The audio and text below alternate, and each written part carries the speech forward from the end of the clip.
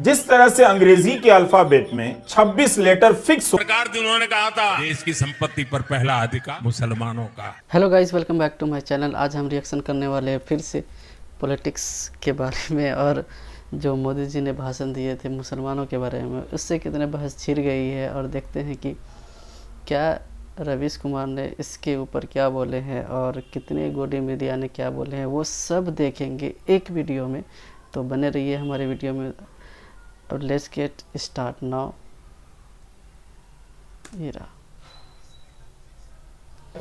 जिस तरह से अंग्रेजी के अल्फाबेट में 26 लेटर फिक्स होते हैं, उसी तरह से पीएम नरेंद्र मोदी के भाषण में एम भी फिक्स होता है। अगर नहीं है तो आप इंतजार कीजिए कि कब एम आएगा। इस भाषण में नहीं आएगा तो अगले भाषण में आ ही जाएगा। और पहले जब उनकी सरकार थी उन्होंने कहा था देश की संपत्ति पर पहला अधिकार मुसलमानों का। इसका मतलब ये संपत्ति इकट्ठी करके किसको बांटेंगे? जिनके ज्यादा बच्चे हैं उनको बांटेंगे, घुसपैठियों को बांटेंगे। क्या आपकी मेहनत की कमाई का पैसा घुसपैठियों को दिया जाएगा? भारत के प्रधानमंत्री नरेंद्र मोदी अगर झूठ ना बोलें, उनके भाषण में नफरती इशारे ना हो, तो उनका भाषण पूरा नहीं होता। ये क्या बात करते हैं यार? Doctor Manmohan Singh SC, ST, OBC, महिलाएं, बच्चे और अल्पसंख्यकों खासकर मुस्लिमों की बात कर रहे थे। कलेक्टिवली कह रहे थे कि ये जो पिछड़े हैं इनका देश के संसाधनों पर पहला हक है। इस भाषण में कहीं नहीं कहा गया कि देश के संसाधनों पर पहला हक किसी एक समुदाय का है।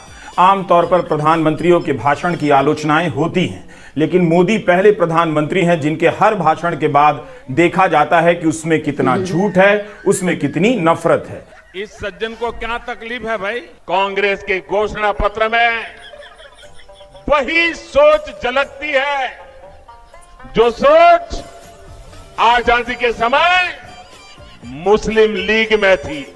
ये कुछ ऐसे कीवर्ड हैं: तुष्टीकरण, मुस्लिम लीग, वामपंथी, टुकड़े टुकड़े गैंग, जेएनयू।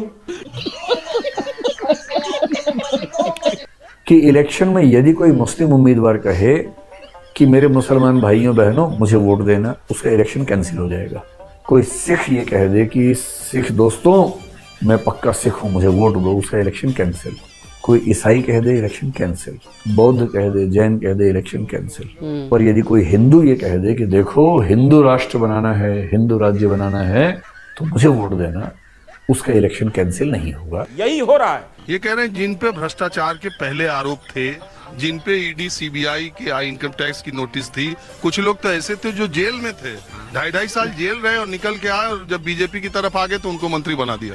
नहीं सर, ऐसा तो मुझे नहीं दिखता है। आप 2-3 नाम बताइए तो फिर मैं बताता हूँ ऐसा कौन हुआ है। अभी बदत है भाई, अभी बदत है। अजीत पवार के बारे में जानते हैं? अजीत पवार बिल्कुल महाराष्ट्र में शरद पवार जी के भतीजे अजीत क्या पवार। केस था उनपे? हाँ, उनका केस स्पेसिफिक नहीं पता है। छगन भुजबल का नाम सुना है? नहीं सर, इससे रिलेटेड नहीं पता।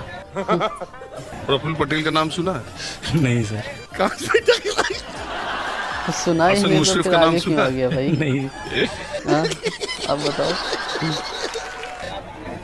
हेमंत बिस्वा शर्मा का नाम सुना है? हेमंत बिस्वा, वो असम वाले। हाँ, वो पार्टी चेंज करके आए थे, अभी जब मुख्यमंत्री वो हैं, कांग्रेस असम में के। थे तो उनके ऊपर क्या आरोप लगाया था बीजेपी ने, और खासकर गृह मंत्री अमित शाह ने? आपने सुना है? नहीं, वो आरोप नहीं पता मुझे। एक ही तरफ वाला पता है। और क्यों बिहार की राजनीति में गर्मी बढ़ा दी है सर आप? क्या बिहार की राजनीति में इतनी गर्मी बढ़ा दी है सर आप? गर्मी बढ़ गया तो उसमें हम क्या करें? तो अगला प्रधानमंत्री कौन बनेगा? अगला प्रधानमंत्री क्या बनेगा सर बताइए ना आप। हम तो सर उम्मीदवार बता सकते हैं कौन कौन लोग हैं। हाँ बताइए। राहुल गांधी जी को आप मजबूत कर रहे हैं, तो हमें तो लगता है कि राहुल गांधी बनेंगे। राहुल गांधी बनेंगे। हाँ, जिनको मजबूत करेंगे वही बनेंगे। बात तो सही है। अच्छा, तैयारी आपको कितने वोटों की तैयारी है? कितने वोट लेकर आई है इस बार? कहाँ से वोट लगे? दुकान से कितना है बता। लोगों की भावनाओं से खिलवाड़ करने में मजा। सावन के महीने में मटन बनाने का मौज ले रहे हैं, देश के लोगों को चिढ़ाने का काम कर रहे हैं। सावन में कौन मटन खा रहा है? और ये चर्चा कोई सामान्य आदमी नहीं, देश के प्रधानमंत्री भी कर रहे हैं। 140 करोड़ का देश, दुनिया का सबसे बड़ा लोकतंत्र, तीसरी अर्थव्यवस्था बनने की दिशा में जब देश के अगले 5 सालों की दशा और दिशा तय करने के लिए चुनाव हो रहे हैं, मटन मुर्गा पर लड़ाई आ गई है। इस सज्जन को क्या तकलीफ है भाई? अपने को क्या, अपने को सिर्फ पानी निकालना है। अब इस बार कहा है 400 पार तो होगा। क्योंकि मोदी है तो मुमकिन है। अभी मदद है भाई, अभी मदद है। 400 पार करोगे कहाँ से?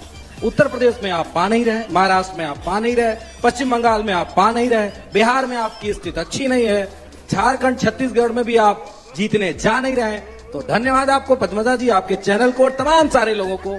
कम से कम टीवी चैनल पे तो बीजेपी 400 पार कर रही है।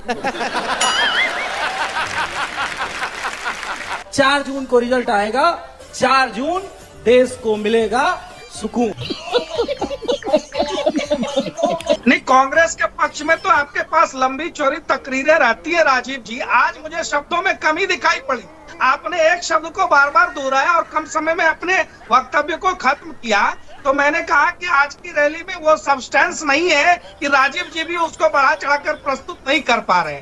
अभी मदद है भाई, अभी मदद है। इतनी हमारी मेहमान नवाजी है कि मैं व्यक्तिगत तौर पर कुछ किसी को बोलता नहीं हूँ, और हम मेजबान हैं और हमने आपको बुलाया। लेकिन सिर्फ इतना कह दूं कि किसी भी सत्ता पक्ष के खिलाफ अगर किसी पत्रकार को विपक्ष के समर्थन में बोलते हुए कहा जाए तो मुझे लगता है कि ये उसके लिए कॉम्प्लीमेंट है। और आज आपने सुबह की शुरुआत अच्छी की है जो मुझे विपक्ष के साथ जोड़ दिया है। नहीं तो दौर तो ये चला है कि अपनी मर्जी के कहाँ सफर में हम हैं, रुख हवाओं का जिधर का है उधर के हम हैं।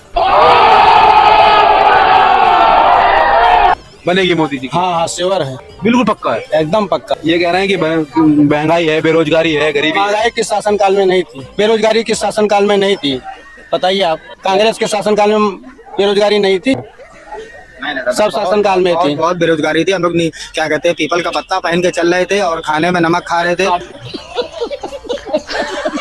कौन सा पीपल का पत्ता पहन के चल रहा है? अभी तो कपड़ा ही कांग्रेस के समय में, कांग्रेस का समझा। मैं दादा का सपोर्ट करता हूँ। दादा वैसे काम क्या करते हैं आप? दूसरा कौन मार रहा है? ये लोग जो नारा दे रहे हैं 400 पार, अगर आपके 400 पार हो रहे थे तो आम आदमी पार्टी के नेता से आपको घबराहट किस बात की है?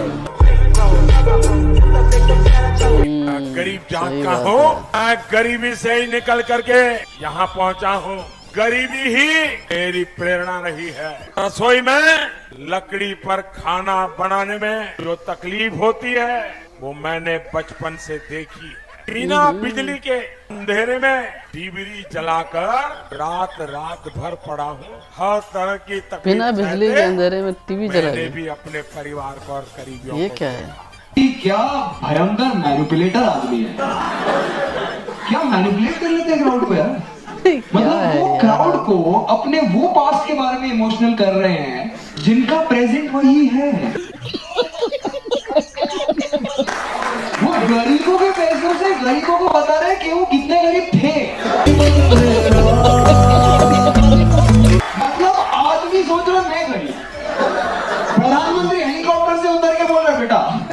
जोर से बोल के लोगों को स्कीमें बता दे। सुनिए, कॉमन सेंस लाइए। आप तो प्रेस कॉन्फ्रेंस वाले हैं, आप तो समझदार हैं, हमसे ज्यादा नॉलेज रखते हैं, तो इनसे क्यों नहीं सवाल करते? 2 करोड़ रोजगार की बोला था, किसानों की आय दुगनी करने के लिए बोला था, 2 करोड़ नौकरी की पूछोगे ना, 2 करोड़। राम मंदिर, 100 स्मार्ट सिटी बन गई, राम मंदिर है ना, देश का वो क्या क्या बोला था, और यानी ये हो गया 3 तलाक। पाकिस्तान, ये पाकिस्तान भूखा मर रहा है, ये गिना देते हैं। जो देश में हुआ उसकी गिनाओ ना, ये नहीं गिनाएंगे कभी। अगर मेरी बीवी बोले ना बीजेपी को वोट देना है तो मैं मेरी बीवी को तलाक दे सकता हूँ, लेकिन मैं बीजेपी को वोट नहीं दूंगा। नहीं, क्या बात करते हैं यार? तलाक दे दे। हाँ, मैं तलाक दे दूंगा उसको। कच्चा बादाम मित्रों, कच्चा बादाम। वोट डालने गए एक शराबी ने वोटिंग मशीन के सामने सोचने में 10 मिनट लगा दिए तो पोलिंग अफसर ने पूछा, मशीन में कोई समस्या है क्या? शराबी वोटर से बोला, मशीन में तो कोई समस्या नहीं है, पर साला याद ही नहीं आ रहा कि कल रात 2 बोतलें देने वाले का चुनाव। गाइस, ये वीडियो आपको कैसा लगा? मुझे तो बहुत मज़ा आया और माइंड फ्रेश हो गया देख के, जुमलेबाजी सुन के। तो आपको ये वीडियो कैसा लगा कमेंट में ज़रूर बताइएगा, और मिलते हैं अगले वीडियो पे। तब तक के लिए बाय बाय।